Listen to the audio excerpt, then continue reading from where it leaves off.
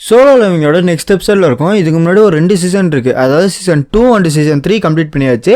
Welcome to this family. இன்னைக்கு நம்ம பார்க்க போகிறது சோலோ லெவலிங்கோட சீசன் 4 எபிசோட் 2ல தான் இருக்கும். ஸோ ஸ்டார்ட் பண்ணலாமா?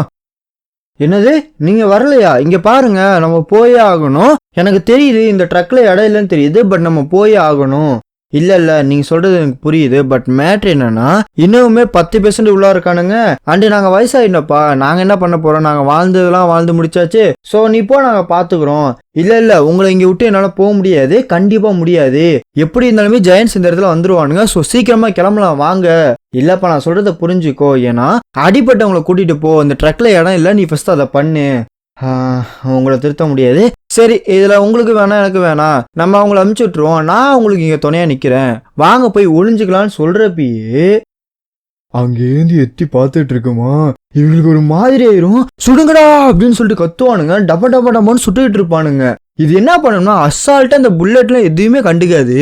ஐயோயோன்னு சொல்லிட்டு இவன் என்ன பண்ணுவானா, அந்த பாட்டி தாத்தா இருக்கானுங்களே அவங்க மேல அப்படியே சீல்டு மட்டும் ஒட்டிட்டு இருப்பான். திடீர்னு ஏதோ ஒன்று வந்து தட்டுல மல்லாக்க இல்ல, அவ்வளோதான் குப்பரக்க விழுவான். அப்படி டமால் விழுவான். யாரா அது அப்படின்னு சொல்லி திரும்பி பார்த்தா அங்க வந்திருக்கிறது ஷாக்கிங்கான ஒரு விஷயமா இருக்கும். வேற யாரும் கிடையாது, புதுசா நம்ம ஜிமா வந்திருக்கோம். என்னது, என்ன இலை கூட இது அப்படின்ற மாதிரி பார்த்துட்டு இருப்பானுங்க.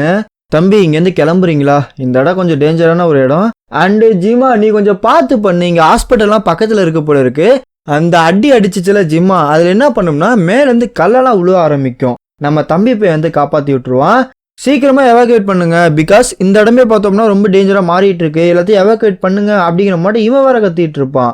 ரைட்டு, அப்படின்னா சண்டைக்கு ரெடி ஆகுமா அப்படின்னு சொல்றப்ப ஜிம்மா அப்படியே ஆன்னு சொல்லிட்டு அந்த ட்ரைடண்ட்டை விட்டுக்கிட்டே வருமா.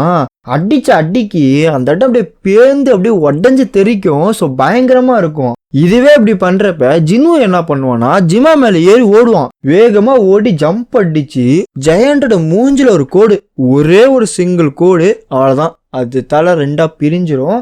அங்கேருந்து அப்படியே யூஎஸ்க்கு வராங்க. மேரிலேண்ட்ல ஒரு கேட் ஓப்பன் ஆயிருக்குன்னு சொன்ன ஞாபகம் இருக்கா? அந்த இடத்த காட்டுறானுங்க. டே, உனக்கு தெரியுமா ஜினுடா அந்த ஜேஜே ரைண்டுக்கு போனான் பாத்தீங்களா, அவங்க கூட இப்போ ஜப்பானுக்கு போயிட்டானாடா கேள்விப்பட்டேன். யோசிச்சு பாரு, செல்லர் வந்து அப்கிரேட் பண்ணணும்னு சொல்லிட்டு இவ்வளோ ட்ரை பண்ணானுங்க. என்ன நடந்துச்சுன்னு தெரியல, பட் செல்லரால அது பண்ண முடியல. எல்லா ஹண்டர்ஸ்க்குமே லிமிட்னு சொல்லிட்டு ஒன்று இருக்கும், அதை தான் செல்லர் தூக்கிடுவாங்க. இது கொஞ்சம் ஆச்சரியமா இல்லையா உனக்கு? டேய் வளராத, அதெல்லாம் கணக்கே கிடையாது. அவன் திமிர்த்தனமா ஆடுறான்டா. இந்த சின்ன பசங்களாம் பாத்திருக்கியா, புதுசா எஸ்ராங்க வந்துட்டாங்க அப்படின்னா நான் பெரிய ஆளுன்னு காமிச்சிக்க ட்ரை பண்ணுவானுங்க. அந்த மாட்ட ஒரு கேசுரா இவன். நாளைக்கு பாரு, இல்ல நாளைக்கெல்லாம் கிடையாது, இன்னைக்கு ராத்திரி பாரு அவன் உயிரோட இருக்க மாட்டான். நான் புதுசா ஒரு யாக்ட் வாங்கினேன், அந்த யாக்டே அதை பெட்டு கட்டுறேன்டா. நான் என்னோட ஸ்கேவெஞ்சர் கில்டே பெட் கட்டுறேன், ஜின்னு அங்க உயிரோட இருப்பான் பாரு, போட்டிக்கு ரெடியா அப்படிங்கிற மாதிரி சொல்லிட்டு இருக்கப்ப இவங்களுக்கு ஒண்ணுமே புரியாது. நல்லா யோசிச்சு பாருங்க தம்பி, நாளைக்கு நமக்கு கேட்டு ஓப்பன் ஆக போகுது, அதை பத்தி கவலைப்படுங்க. ஜின்வை பத்தி அப்பலாம் கவலைப்படலாம். எனக்கு இப்ப வரைக்குமே போறதான் போயிட்டு இருக்கு, பட் நாளைக்கு அப்படி இருக்காது. நாளைக்கு ஆட்டம் சூடு பிடிக்க போகுதுன்னு பார்த்தா இவங்க 2 பேரும் உட்காந்து பேசிட்டு இருக்கானுங்களே, அதுக்கு ஆப்போசிட்ல தான் கேட்டே இருக்கும். ஸோ இந்த கேட்டு அப்படிங்கிறது நாளைக்கு ஓப்பன் ஆக போகுது. மக்களே இங்க பாருங்க மக்களே, உங்களால நம்ப முடியுதா?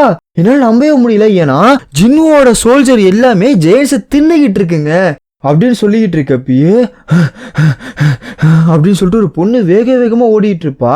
எதுக்கு இவ இப்படி ஓடுறான்னு பார்த்தா பின்னாடி ஒரு ஜெயண்ட் அந்த பொண்ணை துரத்திட்டு இருப்பான். என்னடா நடக்க போகுதுன்னு பார்த்தா ஒரு லைட் அப்படியே வந்து மோதுக்கு அவன் கை அப்படியே காத்துல பறக்குமா.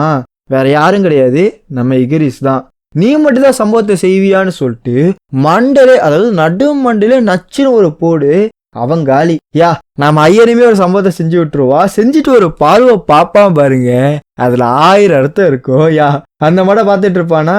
பட் ஜினு என்ன பண்ணிட்டு இருப்பானா, அந்த சோல்ஜருக்கு தேங்கி சொல்லிட்டு இருப்பான். நீ உண்மையிலே நல்லா செயல்பட்ட, நீ பிரேவா அந்த இடத்துல இருந்த, இப்படி இரு அப்படிங்கிற மாதிரி தேங்கி சொல்லிட்டு இருப்பான். இப்போதைக்கு என்ன மேட்ருனா, நம்ம தம்பி பையனும் இந்த சோல்ஜர் 2 பேருமே சேர்ந்து எவாக்குவேட் பண்ண போயிட்டு இருக்கானுங்க. சரி ரைட்டு, இப்ப சீரியஸா மாறுவோமா? அரைஸ் அப்படின்னு சொல்லுவான் பாருங்க. சார், நகையா ரிகவர் ஆயிடுச்சு, நகர்சுவாக ரிகவர் ஆயிடுச்சு, சிசாக்கு ரிகவர் ஆயிடுச்சு. எப்படா அதுக்குள்ள? கோட்டை சொன்னது உண்மைதான். அந்த கண்களை நான் பாக்குறப்ப நான் இது வரைக்கும் எக்கச்சக்கமான அண்டர்ஸா பார்த்திருக்கேன். இந்த மாட்ட கண்களை நான் இது வரைக்கும் பார்த்ததே கிடையாது. அதோட பவர் அப்படிங்கிறது மறக்க முடியாத, எண்ணி பார்க்காத அளவுக்கு இருந்துச்சு. நான் உங்களை பார்த்தல ரொம்ப சந்தோஷம். ஜப்பான் இப்ப ரொம்ப மோசமான ஒரு நிலைமையில இருக்குது. ஸோ நான் இழுத்தடிக்கலாம் விரும்பல, நான் உங்கள்கிட்ட உண்மையா சொல்லிடுறேன். ஜெயின்ஸ் எல்லாமே இப்போ ஒசாகாவை நோக்கி போயிட்டு இருக்கானுங்க, நீங்க வேகமா ஒசாகாவுக்கு போங்க, அங்க அந்த ஜெயின்ஸை கொஞ்சம் கண்ட்ரோல் பண்ணி வைங்க அப்படிங்கிற மாதிரி சொல்லிட்டு இருப்பான். பட் இவனோட மைண்டுக்குள்ள என்ன போயிட்டு இருக்கும்னா, ஜின்னு ஒசாகாவுக்கு போயிட்டு அந்த ஜெயின்ஸ் எல்லாத்தையுமே டிஃபெண்ட் பண்ணானா, அதாவது ஹோல்ட் பண்ணி வச்சாலே போதும், அதுக்குள்ள இவங்க என்ன பண்ண போறாங்கன்னா மத்த நாட்டு கூட நெகோசியேஷன் பண்ண போறானுங்க. ஸோ எங்களுக்கு அண்டர் அமிச்சிங்க அப்படிங்கிற மாதிரி பேச போறானுங்க. அண்ட் சில கண்ட்ரிஸ் எல்லாம் பேசியுமே வச்சிருப்பானுங்க. ஸோ இப்போதைக்கு இதுதான் இவனோட பிளானு. நீ சொல்றதெல்லாம் கேட்க முடியாதுப்பா அப்படிங்கிற மாதிரி ஜின்னு அசால்ட்டா சொல்லிடுவானா. என்னது முடியாதா? அப்போ உங்க பிளான்ஸா என்ன? நான் அவனை பயங்கரமா சந்தேகப்பட்டேன். உண்மையை சொல்லணும்னா அவன் மேல நான் சந்தேகமே பட்டிருக்க முடியாது.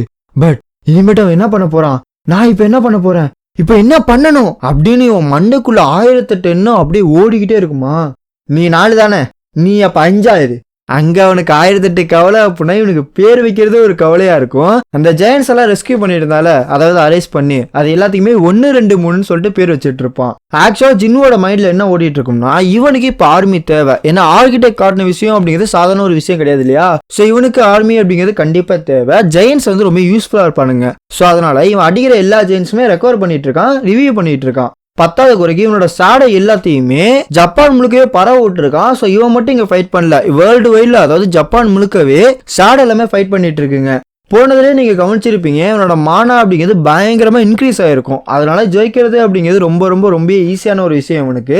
2வது ஜெயன்ஸ் பார்த்தோம்னா மூச்சு வாங்க ஆரம்பிச்சிருவானுங்க, சொல்ல போனா எக்ஸாஸ் ஆயிடுவானுங்க. பட் ஷேடோ அப்படிலாம் கிடையாது, அது எத்தனை தடவை கொண்டாலும் ரெக்கவரி ஆகிட்டே இருக்கும். அண்ட் மானா அப்படிங்கிறது ஜின்னுக்கு தீரவும் தீராத காரணத்தினால ஜெயிக்கிறது அப்படிங்கிறது இங்க ரொம்ப ஈஸியா மாறிக்கிட்டு இருக்கு. பட் இது என்னதான் நல்லா போயிட்டு இருந்தாலுமே பெரிய பிரச்சனை அப்படிங்கிறது இந்த எஸ்ராங் கேட்டு கிடையாது, அதை சுத்தி உள்ள ஏராங் கேட்டு. என்ன மேட்டர்னா, இப்ப எஸ்ராங் கேட் வந்து டஞ்சன் பிரேக் ஆயிடுச்சுல, அதனால அங்கங்க கேட் அப்படியே ஓப்பன் ஆகி கிடக்குது. அந்த கேட்ல இருந்து ஒரு சின்ன சின்ன மான்ஸ்டர் என்ன பண்ணுதுன்னா சிட்டிக்குள்ள வந்து அட்டிலியம் பண்ணிட்டு இருக்குங்க. இப்படி சொல்லி இவன் யோசிச்சுட்டு இருக்கப்ப 7வது நாள் ஆகிருது. கிட்டத்தட்ட டஞ்சன் உடஞ்சி 7வது நாள். இப்போ இவங்க எங்க போவானுன்னா ஒசாகா விட்டு டோக்கியோக்கு போயிட்டு இருக்கானுங்க. இந்த போயிட்டு பார்த்தா அந்த இடமே ரொம்ப எப்படி சொல்றது, ரொம்ப அடி வாங்கியிருக்கும். சொல்ல போனா அது டோக்கியோ மாதிரியே இருக்காது, ஏதோ பாலணிஞ்ச ஒரு இடத்துக்கு வந்த மாதிரியே ஒரு ஃபீலு. எப்பா நீங்க வந்துட்டீங்க, டேய் நீ அனகாவா தானே? ஆமா கரெக்டாக சொன்னீங்க, நான் அனகாவா தான். அண்ட் இப்போ டோக்கியோல கரண்ட்ல நான் மட்டும் தான் இங்கே உயிரோட இருக்கேன். நான் மட்டும் தான் இங்கே பார்த்துட்டு இருக்கேன். இது வரைக்குமே டோக்கியோக்கு 16 எஸ்ராங்க் ஹையர் பண்ணியிருந்தாங்க. சொல்ல போனா உங்களையும் சேர்த்து தான் இந்த 16. ஜப்பான்லேருந்து 6, சைனாலேருந்து 2, கனடாலேருந்து 3, இந்தியாவிலேருந்து 2, அண்ட் ரஷ்யாலேருந்து 1, யூகேலேருந்து 1, இந்த மொத்தம் 16 பேர். ஓகேவா, ஜின்வோட சேர்த்து 16 பேர். இப்போ இந்த ரைடுக்கு ஹையர் பண்ணியிருக்கானுங்க. நான் முன்னாடியே சொன்னல சில பேர்கிட்ட பேசியிருக்கானுங்கன்னு சொல்லிட்டு. யூ ஹேவ் தட் ரைட், இந்தியாவுமே இதில் சம்மந்தப்பட்டிருக்கு. பட் மேட்ரு என்னன்னா கேஷுவல்ட்டின்னு சொல்லிட்டு பார்த்தா நம்ம யூரியார்ல செத்து போயிட்டான். அனசாவா கொய்கின்னு சொல்லிட்டு, அதாவது இந்த ஜப்பானுக்குள்ள பிளாக் ஹோல் டீல் இருக்கும் ஓகேவா, அதுல ஒருத்தனை செத்து போயிட்டான். கனடால இருந்து லூக்கஸ்ன்னு சொல்லிட்டு அவனுமே செத்து போயிட்டான். கிட்டத்தட்ட 3 பேர் இந்த இடத்துல செத்து போயிருக்கானுங்க. அண்ட் 10வது குறைக்கு இங்க வர மான்ஸ்டர் அதாவது ஜெயன்ஸ் எல்லாமே சிங்கிளா சுத்தது கிடையாது, டபுள் த்ரிபிளா தான் சுத்துது. ஸோ குரூப்பா சுத்ததுனாலே ஏராங் டஞ்சன் பாஸோட ரொம்ப கஷ்டமா இருக்காது தோக்கடிக்கிறது. இவன் சொல்றது எல்லாத்தையும் கூட்டி கழிச்சு பார்த்தா 3 எஸ்ராக்கு செத்துருக்கானுங்கன்ற பட்சத்துல எக்கச்சக்கமான ஏராங் செத்துருப்பானுங்க. இங்க டோட்டலாவே 31 ஜெயின்ஸ் அப்பியர் இருக்கானுங்க. அண்ட் சில ஜெயின்ஸ்லாம் பார்த்தோம்னா சைனா சீக்கு போயிட்டு இருக்கானுங்க, சைனாவை நோக்கி போயிட்டு இருக்கானுங்க அப்படிங்கிற மாதிரி சொல்லுவானுங்க. அண்ட் எங்களுக்கு தேவையான மேன் பவர் அப்படிங்கிறது கிடையாது. ஸோ அதனால எங்களுக்கு தோக்கடிக்கிறது அப்படிங்கிறது எங்களுக்கு ரொம்ப டஃப்பா இருக்குது. நீங்க வந்ததுனாலையும் உங்க சேட ஆர்மினாலையும் இது கொஞ்சம் ஈஸியா மாறி இருக்கு அப்படிங்கிற மாதிரி சொல்லுவான். சரி ரைட்டு, நீ சொல்றத பார்த்தா எனக்கு இருக்கிற ஒரே ஒரு ஆளு இவன் மட்டும் தானே.